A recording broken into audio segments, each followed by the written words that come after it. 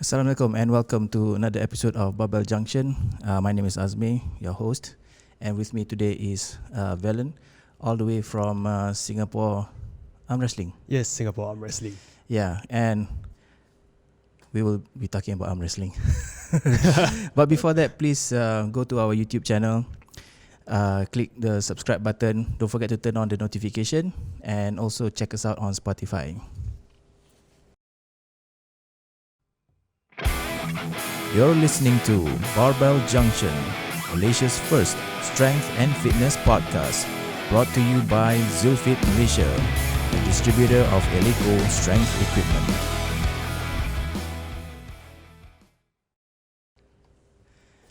Hello guys, welcome back to another episode of Barbell Junction. How are you, Valen? Feeling good? It's a weird name, Valen. Yeah. I also don't know why I had this name. My mom, parents just gave it to me. Where did they get it from? Have you ever asked them before? I'm not so sure where they got it from. They just want it to represent courage or something like that. Parents okay, representation of names. Right. Yeah. Anyway, guys, this is the first time, as you all know, we've been approached by someone who is in the arm wrestling community, yes. And it's a bit. I was a bit shocked when I got the message from Valen, and apparently you actually saw the podcast with Hyrule. Yes, I saw the podcast with Hyrule, and he was posting all over the internet on Facebook and everything. So I said, hey, it's quite interesting, and just nice I'm coming over to KL. Right. So might as well, I just come here and expose and promote the sport. Yeah, because I think it's not a big sport, is it? Okay, I would say it's on terms with powerlifting. Is it? Yes. In Singapore? No, not in Singapore, but regionally. I think it's quite big in Malaysia. It's bigger in Malaysia actually. Are you serious? I've never seen one. I swear it's big in Malaysia. Really? It's much bigger in Malaysia than in Singapore. But powerlifting in Singapore is bigger than arm wrestling in Singapore. But for arm wrestling in Malaysia, it's bigger than powerlifting. Oh, that's interesting. So this is interesting. Anyway, before we move on, maybe we just want to let you introduce yourself as much as you can. Yeah. So I'm the founder and the current president of Singapore Armwrestling, and anything arm wrestling related, you'll be looking for me lah. Basically anything arm wrestling related. I've been doing arm wrestling for about 9 years. 9 years? Wait, yes. Dude, how old are you? I'm 25 this year. Are you serious? Yeah, so I started quite young, after my O-levels lah. In secondary school, right. I just went to Malaysia. I saw a competition, on Facebook. Right. Then I say, I'm going to compete in it.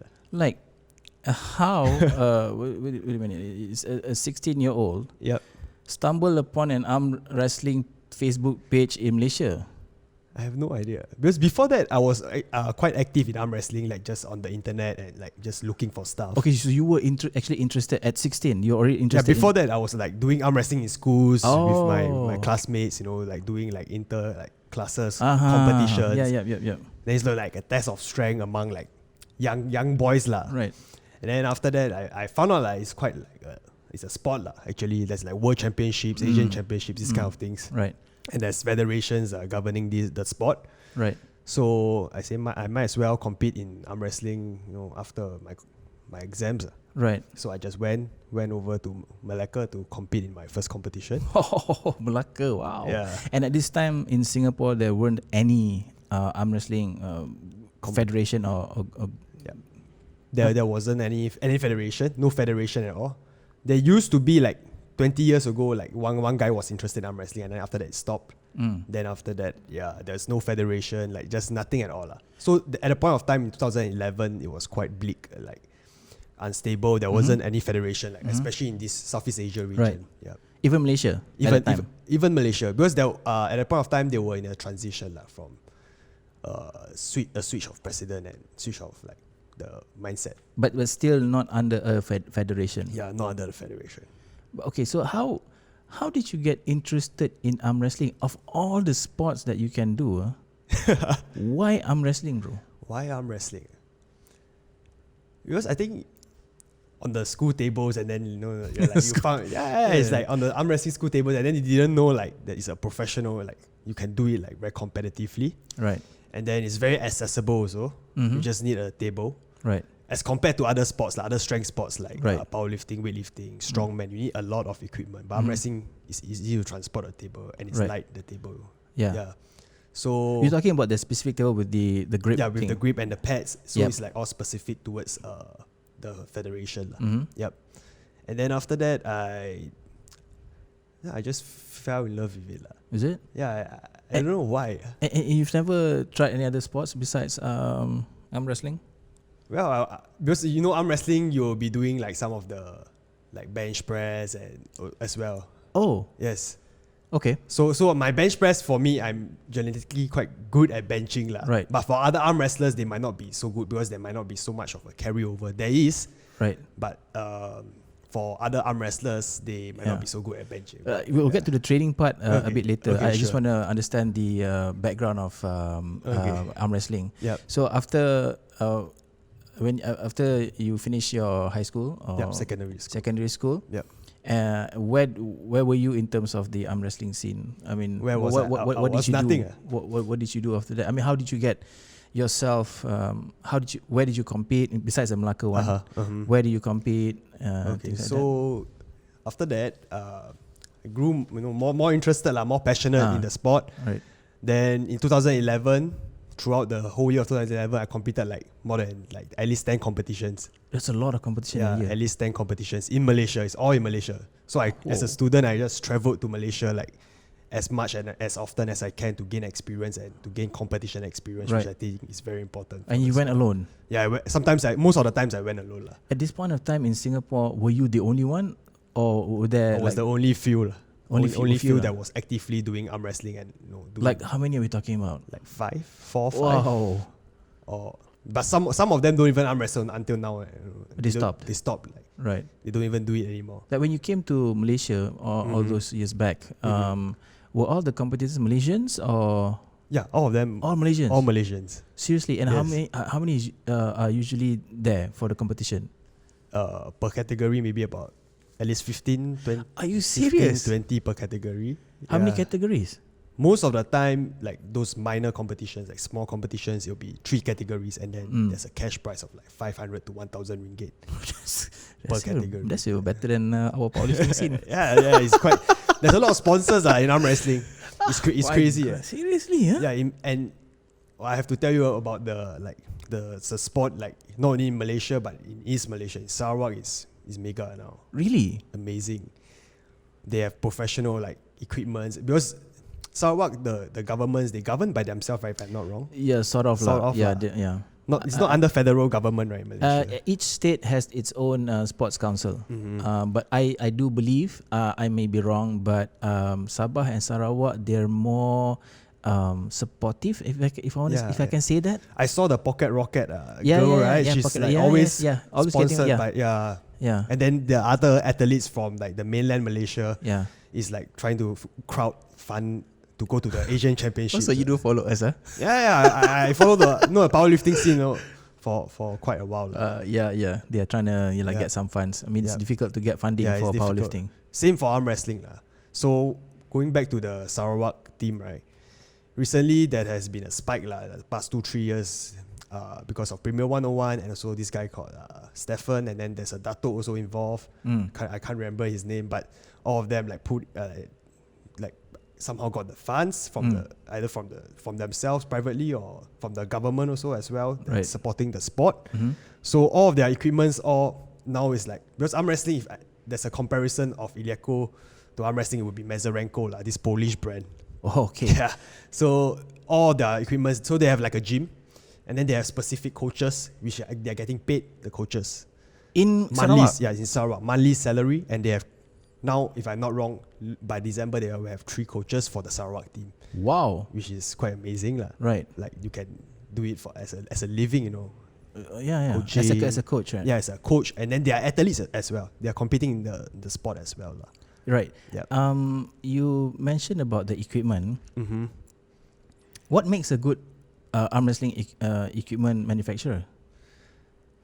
Basically, the specifications towards the rules, towards the sport, like the measurements and everything, and then as well as the pads, because the pads is very important. Okay. Cannot be too soft, cannot be too hard. It has to be like just nice, whereby people use it, right? They'll be using it for many years. Right. That particular, that hardness and density of the pad. Yeah.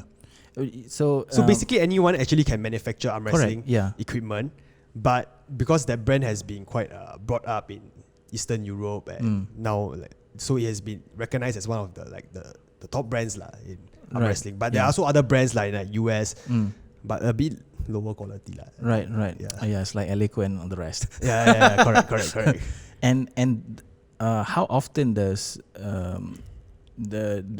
how often do you need to change the table? Or do you just change the pad? Can you just change the pad or? Yeah, because the table is actually quite sturdy and it doesn't rust. Right. Because I think it doesn't rust. I don't see it rusting. And then you can, I think you can use it for more than 10 years lah. Okay. But and the pad? The pad also you can use it for very long. If you're using like Mazarenko type of equipment Right. lah. But if there's a local supplier, then they might have to change it like every 3 years, 4 years. The pad might tear if it's of lower quality. Well, I mean, where is the pad? Is it underneath your elbow? Yes, at the elbow there. Or is it like this? Yeah, No, it's like below. It's like a flat one. Yeah. It's a flat pad. Yeah. On the elbow like this. Yeah. And then there's like pin pads for the referee to see whether you lose the match. Okay. Because it's such a new sport to me, right? Okay. Okay. Can you just describe to me the rules of arm wrestling? So the basic rules of arm wrestling, if we don't talk about federations, right, is before the start, the wrist of course it must be straight. Okay. Then you must be able to see your thumb knuckles here. Okay. Before the start, and then your shoulders square, so you cannot gain any advantage like this. Cannot gain any advantage like this. Okay. No supination or pronation of the wrist. Right. Straight wrist. Elbows must be always kept on the pad at all times, Okay. like during the match. And then, if when you lose, it's either you touch the pin pad. Which part of the hand touches the pin pad? Or your wrist here, the wrist line. Okay. Goes below the pin pad. So it's either you touch. Below the pin pad. Yes, Okay. if it's parallel and it's not touching, you also lose. Okay. So it's considered like a parallel pin because it's already reached that angle. Right. Yeah. So the referees have to be very observant. Right. Yeah. Sometimes it's like so fast and then the referee can't see. Yeah. So then that's why there's also protest lah. Right. Something called protest at the World Championships. You guys don't have VAR like football? We have a professional, because there's two types of arm wrestling. Amateur and that like more organized IPF, which like there's federations. Right. And then there's the professional type, whereby two athletes go one-on-one, like a super match, me versus you over 6 rounds, and then there'll be cameras, lights. Right. So big budget for like more of like entertainment, Right. So it's like a professional scene, and then there'll be cameras everywhere. That one you can see really, whether it's a foul. Okay, and over here, is it professional or is it federation? Or is it amateur? Every country has a federation, amateur federation, but selected athletes under the Mazarenko and PA is called Professional Arm Wrestling League.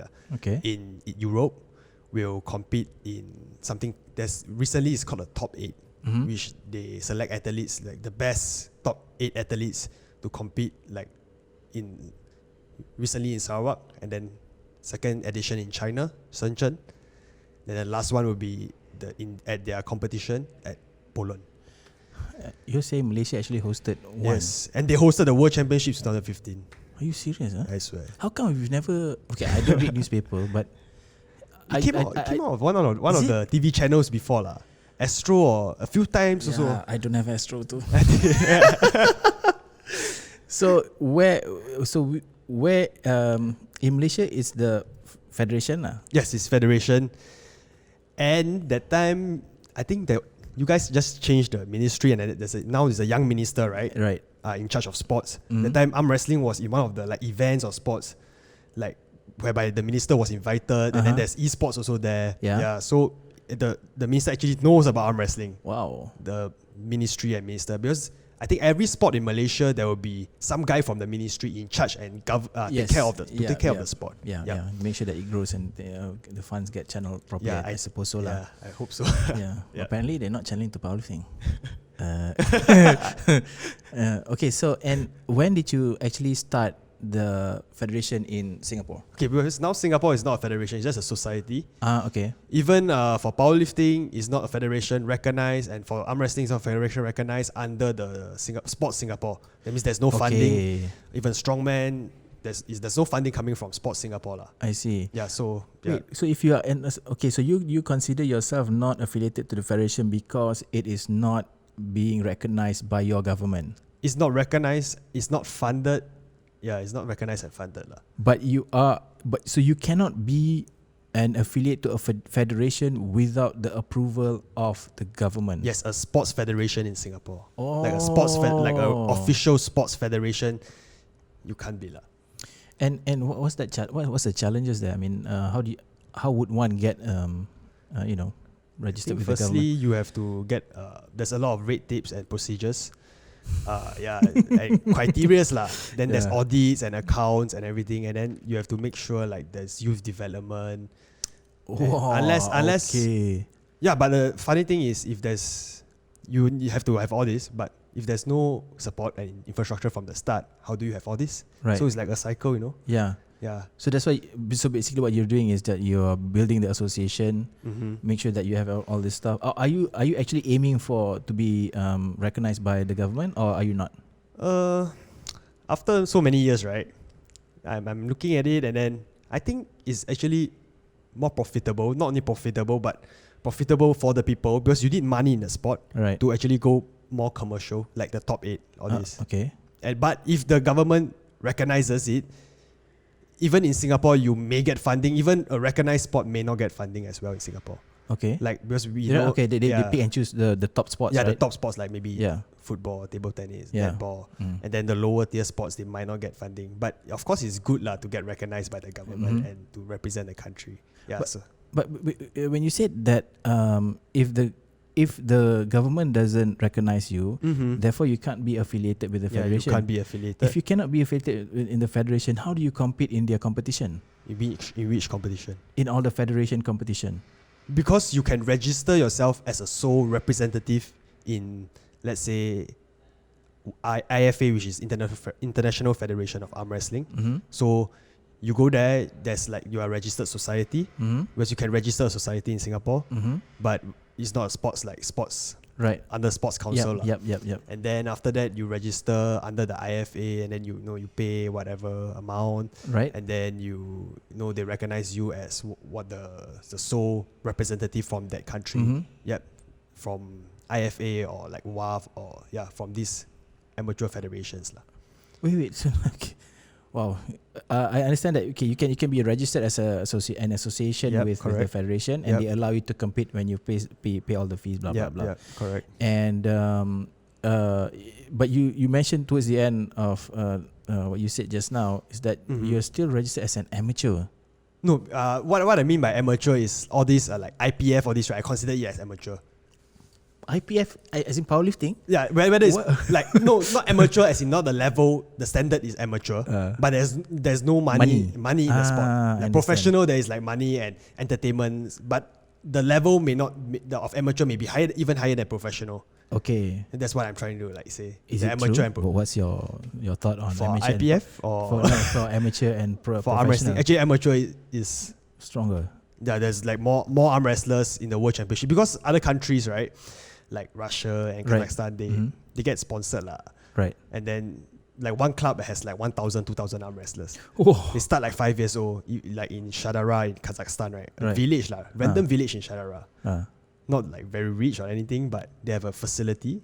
And then what I heard is the school kids are every time after 3 p.m. the bus will go around town, pick up the kids to go train for arm wrestling. Good, huh? Yeah, that's amazing. And then so facility and then big facility, everything is like sponsored by government. So that's where the athletes will get the motivation.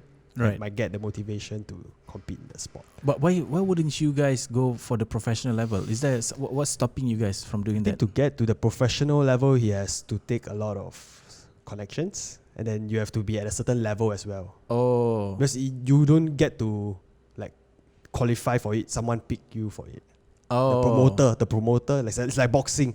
Amateur is like in Olympics, And then professional is like maybe Mayweather versus whoever. Yeah. That's professional. Yeah, that's what I'm trying to say lah. I see. Yep. And in the amateur meets, is it a money meet or? Okay, for World Championships, Asian Championships, there's no money involved. But most of the competitions in arm wrestling is actually private competitions. Okay. So they'll give cash prizes, and I think there's one like happening like next week in Malaysia, in KL also. Right. And then in JB, and then in China. So it's like popping up everywhere. You can create your own competition. Okay. Yeah, you get sponsors, and then How big is the prize money, bro? in Malaysia? In Malaysia, about 500 to 1,000 ringgit. Okay And lah. big ones maybe about 1 to 2,000 USDs, bigger ones. And then in China is about, the time I just recently came back from China, is about, depends, 600 USD. Yeah, it's about that lah. I think in Malaysia, the powerlifting meets and all that, I believe they're not money meets. Right? I believe most powerlifting is not money meets. Yeah. I haven't seen, unless it's like those Russians. I see those crazy Russians on the internet, and then they are like, with single plies, and they're also raw lifters, and then there's no testing, no doping. Yeah. Then they compete in those kind of money meets. But there's one I saw recently. The IPF like in Sheffield or something, there's 250,000 lah. So I'm not sure how they're going to. That's the best 8. I think one Singaporean. Clinton lah. Clinton, is representing. That's pretty cool. Huh? Yeah, it's good lah. It's good. 250,000 though. Wow, man. I think for the top guy, right? Is it? Yeah, I think for the top guy. Yeah, it's good lah. That's so sad, huh? 250,000 you can divide by 8. Everybody can win, right? But what's your motivation though? If it's just $500, what's the motivation for you to actually travel? Because there are expenses, right? Yeah, there are expenses lah. So what's Personal your expenses. motivation? Is it just because pure passion? You love it? I love it lah. Because my life now basically revolves around arm wrestling. Really? So do you have a job? Yes, I'm a personal trainer. Oh, yeah. Okay. So why did I become a personal trainer? Is because I can train. Right. Like I have more time to train. Right. So that I can get better in the sport lah. Right. So whatever I have to do is mostly revolves around arm wrestling, around the sport of arm wrestling. Okay. Because I believe that you have to be that crazy, to get that at that high level. Because someone in Russia or someone in Kazakhstan, Georgia, right, they might have better genetics than you. Right. So you have to keep up with them lah. Where do you stand among those people? I won the Asian Championships. You did? Yes, but there's a youth category. Okay. Then after that in 2014. Right. Then in 2015 I competed World Championships junior level. I got 10th, 11th. That's not bad. Not too bad lah. Out of how many? Out of 30, about 30. 30? 30? Yeah, Seriously? 30 oh, that's not bad, bro. Not too bad lah. And then after that I finished my studies, diploma studies, and then NS lah. Okay, because there's this guy in Malaysia from Sabah, one of the top. He's the top arm wrestler lah. Lightweight arm wrestler in Malaysia. He's called Joffrey. Super strong guy.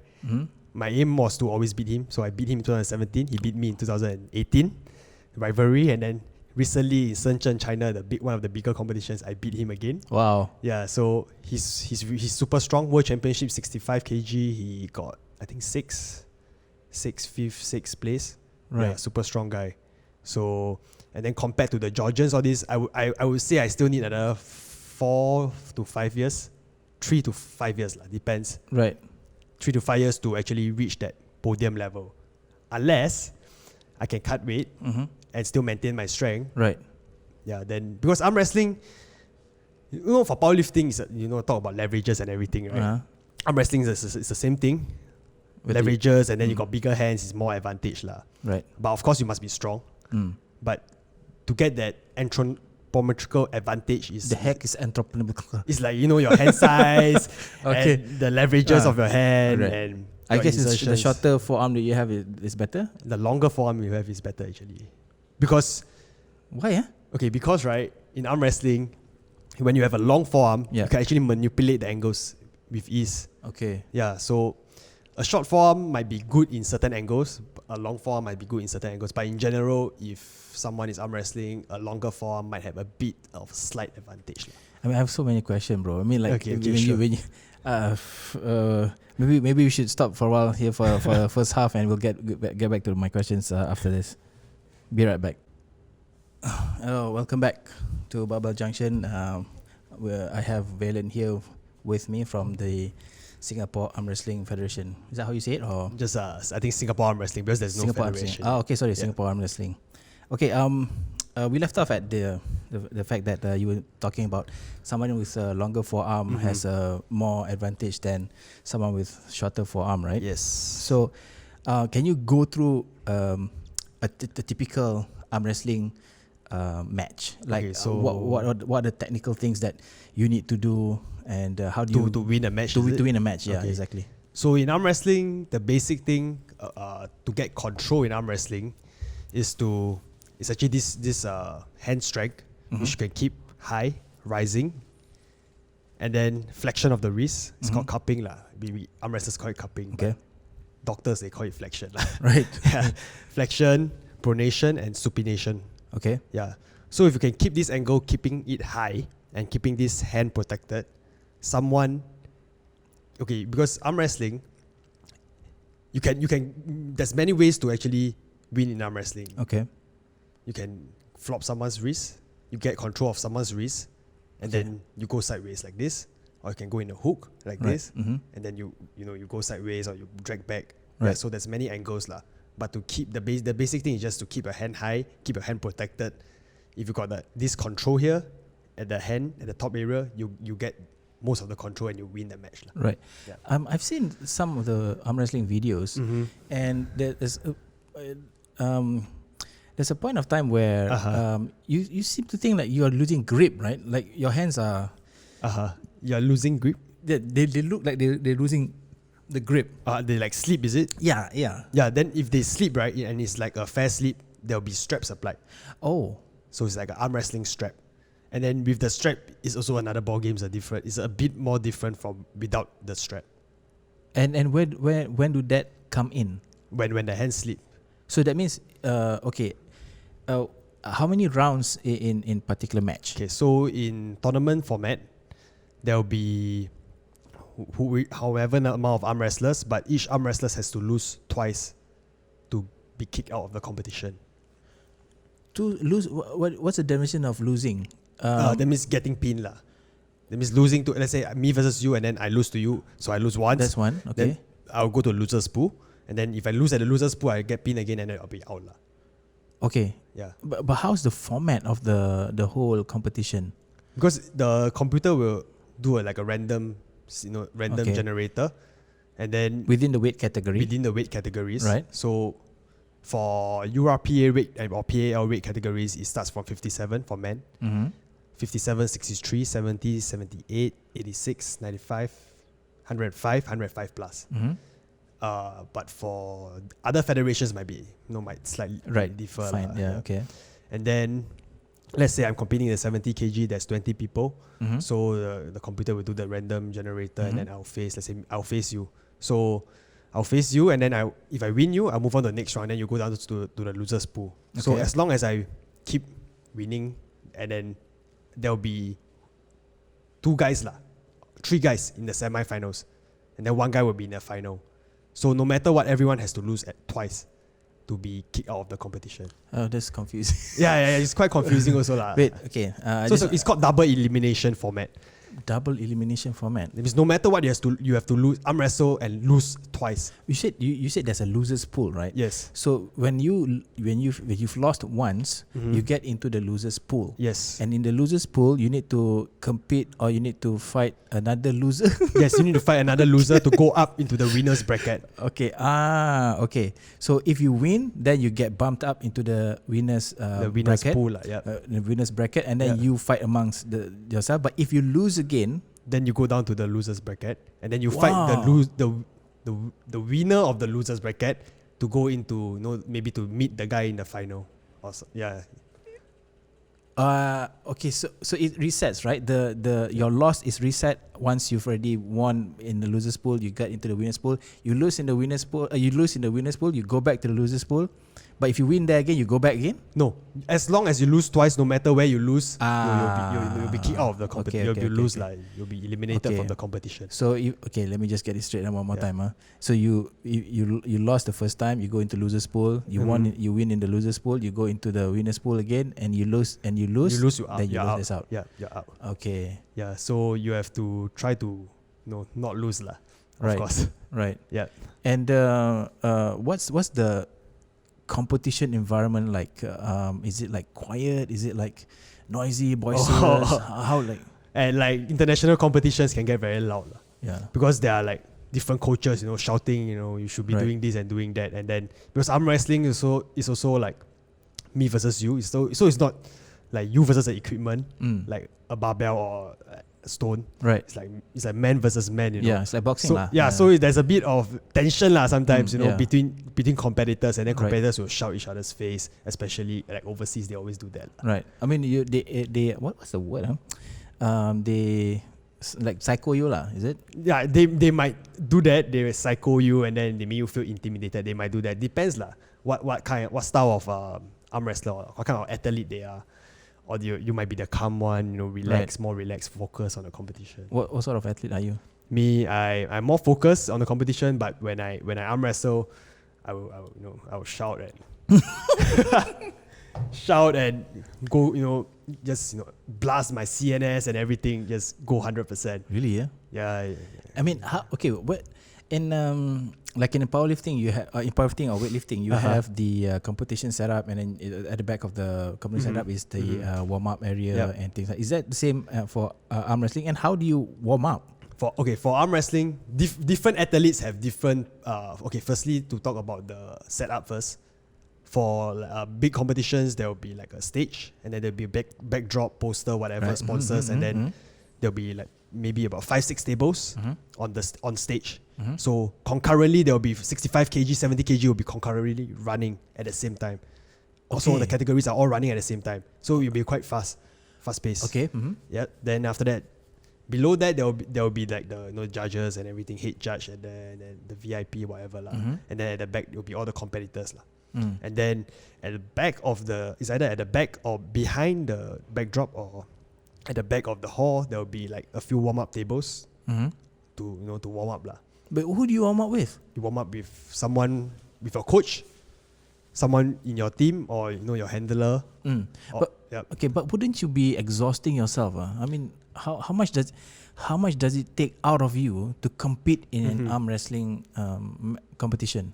Like what do you mean, physically? Or I'm assuming if I arm wrestle once, my hands are short. Like, I mean, that's it, But you need to be if you need to warm up, and you need to warm up, how full on do you warm up? Okay, I believe, right, because warm up, like for any other strength sport, right? You do your dynamic warm up, get blood flow. Different athletes have different protocols for warm up. But you warm up usually the neurological angles, so you warm up your movements and everything. Okay. Yeah, it's something like boxing and strength sport like powerlifting mix together lah. So you need to warm up your movement, your joints, and make sure your joints there's blood flow and it feels warm. And then when you warm up movement, so flexion, cupping, and then pronation. So where you want to go, and then you visualize. And then you don't warm up like 100%. Like one rep max, like right. that. Yeah. Maybe about 60 to 80%. It depends lah. On different athletes have different protocols for warm up. Americans they don't believe in all this. What do they believe? So a lot of them they believe in democracy. No. Okay, no, sorry. Some of them because they're more, it's more casual like that. No, I wouldn't say casual, but it's more like they're too confident of themselves. No. It's not too confident. They don't like. There's no system. But Europeans, they like to create a system. Yeah, that's how I would put it. In terms of the warm up. In this warm up training, everything, like for Europeans, they like to like put everything in numbers, right? 85% of this, of this, of this, and then training program, this, of this, of this. And then but Americans, some believe in weight training, some don't believe in weight training, some just believe on the arm wrestling table, some don't believe on arm wrestling table. So it depends lah. Different individuals have different training programs and protocols towards for the sport of arm wrestling. Okay, when you started, where did you learn all this from? I think the internet lah. Everybody does that, huh? YouTube and then Elite FTS, whatever, all this fitness and strength and all these websites. You read out about it, and then when you get more interested, you learn about things lah. It's actually better than learning from school lah. Yeah. But do you have a coach now? No, I don't. I coach others, but I coach myself also. Okay, so let's talk about the training. Yeah. First of all, how do you train? Okay, so it'll be split up into for most people it'll be split up into 2 types of training. So one of the training will be sparring, so me versus you on the arm wrestling table itself. And then there'll be a weight component of it. What is a weight component? Which is in the gym lah. Okay. The gym training. But in the gym training, okay. Yeah. So in the gym training is about if you are closer to competitions, it's about specificity. So you train specific angles. You train your wrist, you train your pronation, you train your keeping this angle high. You do that, and then when you talk about accessories, is of course all your normal barbell movements lah. To keep like the muscles working. Your bend over rows, your bench press, and then some might do deadlifts. Heavyweight guys might do some squats lah. Because you don't want to gain legs, gain mass at the legs because you'll be like useless mass. Okay. Yeah. Because there's weight classes lah. I can see your thighs, so but I wish my legs were smaller so I can go down. It'd be easier to cut weight. Oh. Yeah.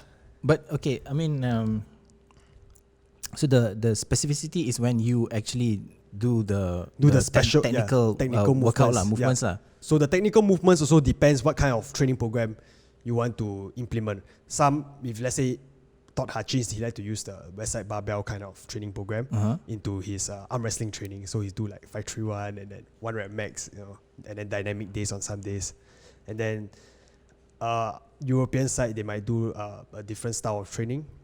So different people have different philosophy of our training lah. But the basic strength and power philosophy for training can be implemented into arm wrestling as well. I don't understand. It seems to me that it's very close to powerlifting than anything else. The way you train. Yeah, correct. It's quite close. Why is that?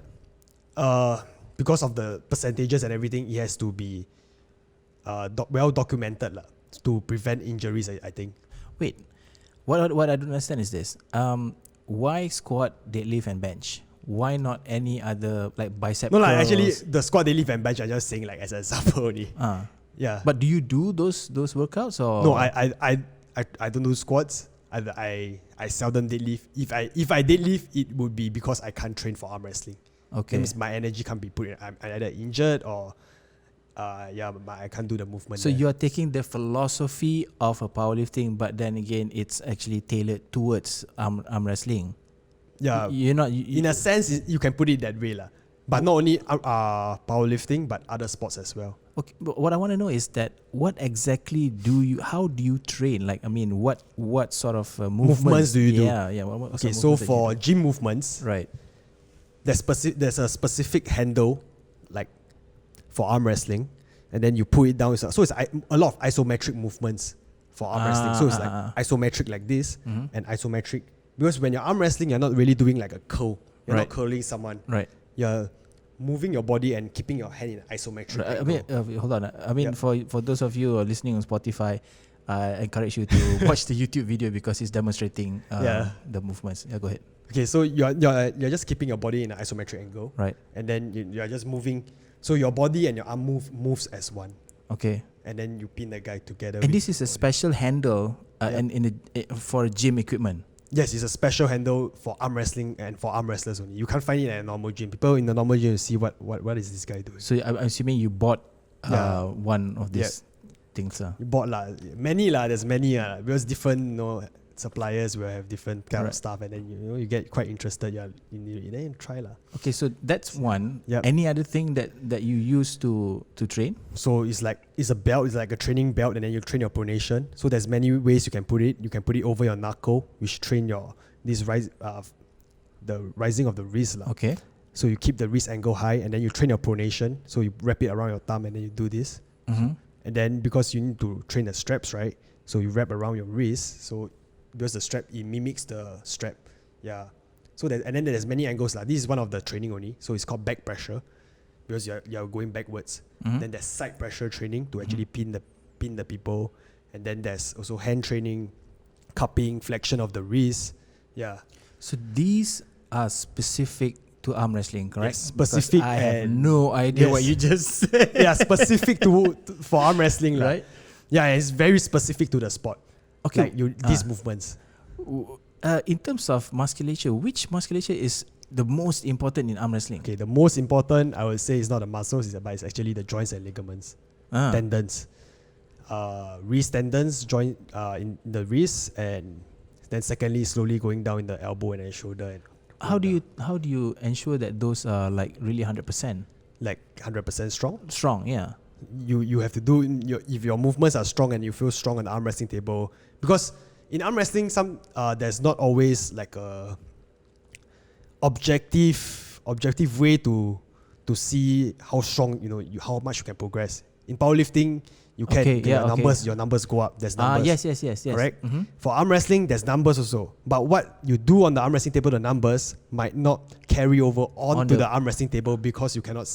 Because some arm wrestlers, some of the reasons is the arm wrestlers might not be able to synchronize their whole body, or someone else might be doing a counter to them, right? Like a boxing counter to them. So, but that's when the specificity part of the program helps you, right? Because you are now testing all your whatever you've already trained for, and that's when it comes into play, right? Yes, it comes into play.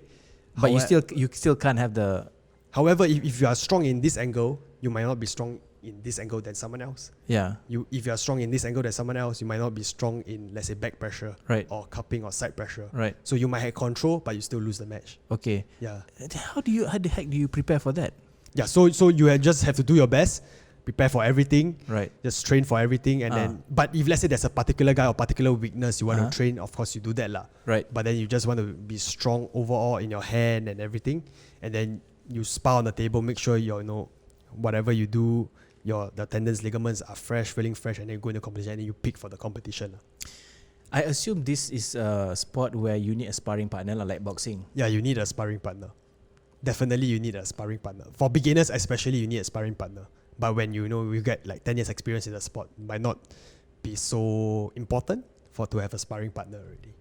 But you still can gauge how far your level, even if you're experienced. Yes, I think you can gauge because you gauge that through competitions. Okay, that's why you need to constantly compete so that you can find. For me that's what I do and then what I believe in also is what you do in training might not carry over to competition also, because the competition is different. Yeah. Some people get stronger in competitions. Psychologically, adrenaline. Yeah. Then some people get weaker in competition. So I believe for not only for arm wrestling athletes but for all athletes, they should compete in as much competitions at the start, right? And then slowly when they get more experience and then they are stronger, then maybe they pick and choose competitions that they want to compete in. Like for the isometric exercises, I'm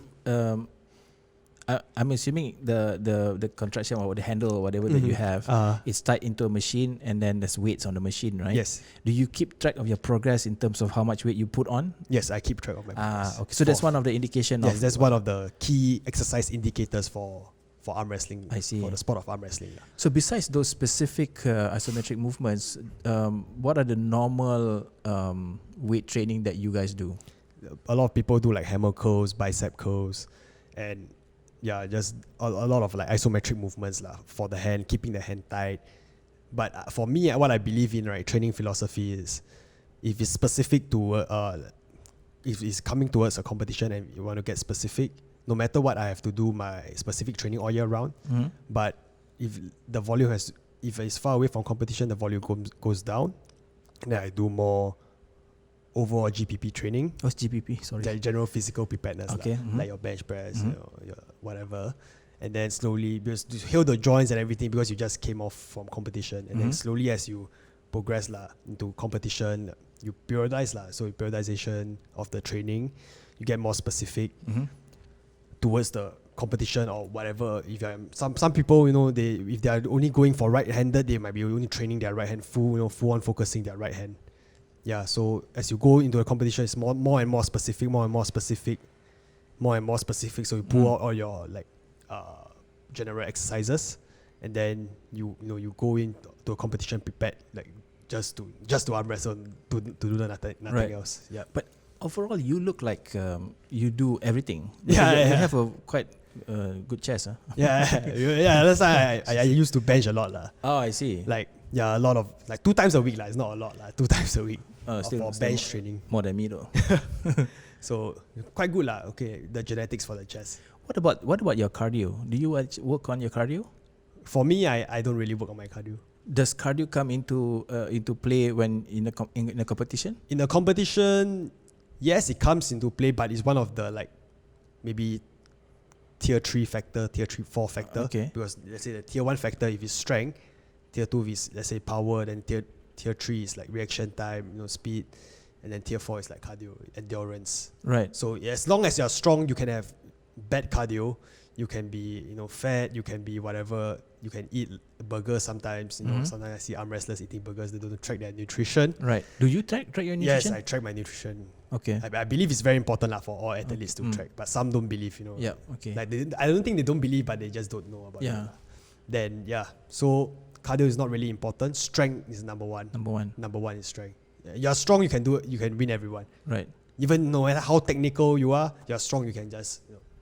Actually, I forgot to ask this. During a competition, how long is a match?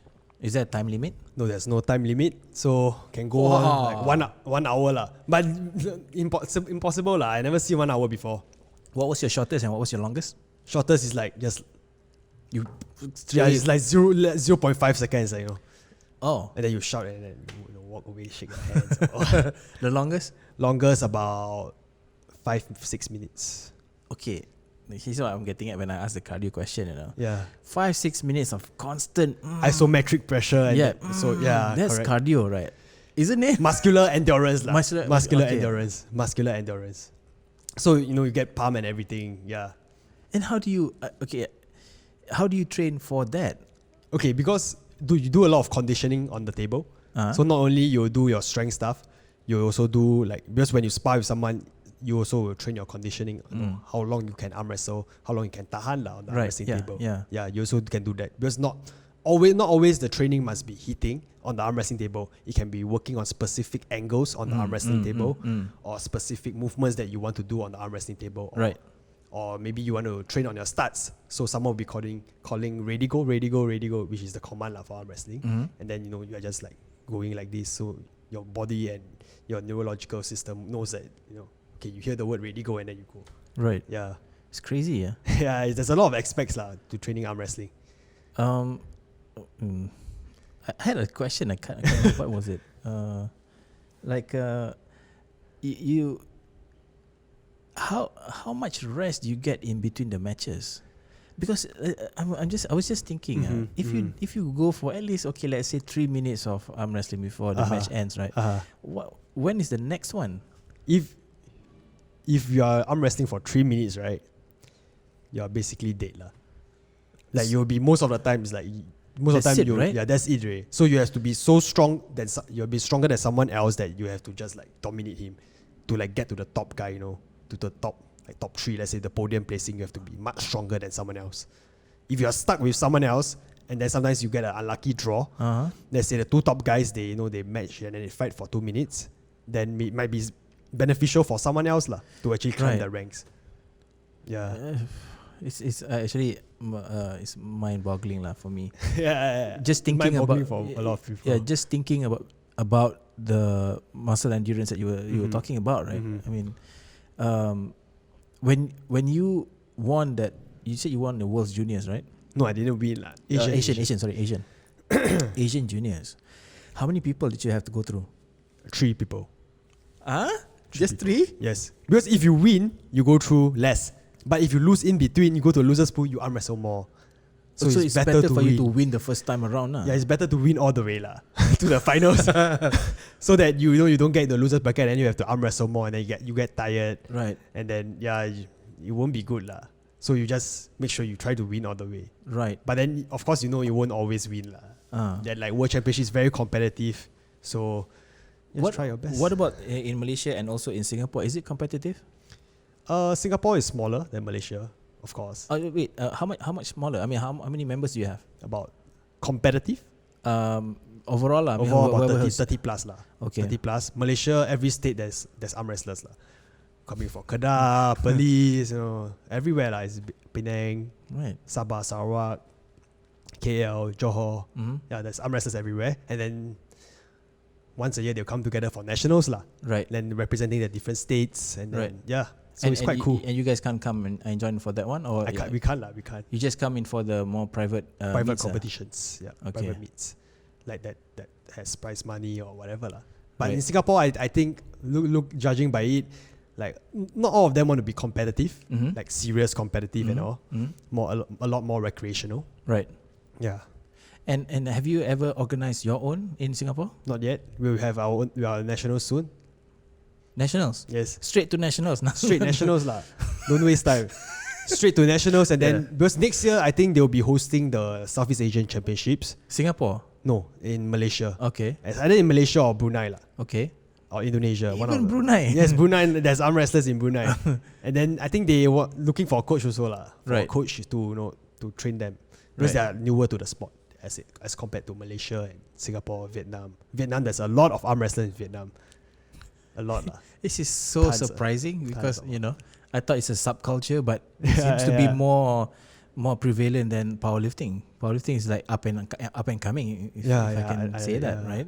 Yeah, you in a sense, maybe in Singapore powerlifting is bigger, but from what I see, like in other countries, powerlifting is a bit less than arm wrestling. Singapore is way ahead. Yeah, Singapore is way ahead for yeah. powerlifting. So what is the future of Singapore arm wrestling? Like, what's your my goal for Singapore arm Yeah. wrestling is to try to create more world-class athletes, because I think that's what Singapore is actually lacking in. Right. Too much, people are focusing too much on work or Right. not focus. They do not have a goal somewhere else, Right. So I believe if we can create world-class athletes to compete at the at the world stage, will be good . We'll be happy people competing at high levels. And do you know how you're gonna go about to achieve that particular goal? Firstly, I have to make myself a world-class athlete to make the goal and then try to inspire people and then teach people, guide them along the way. Because at the end of the day, whether someone wants to become a world-class athlete, It's up to them. it's up to them. Yeah. You there's so much you can do, but then it's still up to them. Right. Yeah. Unless you are like Kazakhstan, you're forcing someone to train for 5-6 years old. By the time they're 19, they're world-class. Do you think that's something that we should be looking at? I think in this region, Malaysia, Singapore is more liberal . You do that, the authorities will come . And then you say, oh, you're abusing your child, is it? No. Yeah. So in Singapore, I don't think people are more willing to go that path . They don't. They most of them, they don't want to revolve themselves around the sport that much. Typical Asian mentality where you have to study, get a no good choice job. It's facts of life . Right. But of course, you can always do your best. If you really like that particular sport, you can always do your best to put that as a priority . Right. If you put that as a priority, then things will go along the way . Right. Yeah. Anyways, we've run out of time. I see. Do you have anything else you want to say to our listeners and also viewers? You can look us up on Singapore Arm Wrestling, and then you can look me up on Valen also, because I'll be winning a lot of more competitions soon. Right, inshallah. I'll put all your links and in the description. Okay, thank you so much. Valen, thank you again for coming all the way from Singapore to be on this podcast. It's actually, I really enjoyed this podcast. It's a lot of things, new things that I've learned. And I believe there's actually more things we can discuss. Yeah, I think so. Okay, with that, Guys, thank you for listening and watching this. If you like this video, please leave a comment. Please click the like button and don't forget to subscribe to our channel. We are also available on Spotify. So with that note, we'll see you in the next episode. Ciao.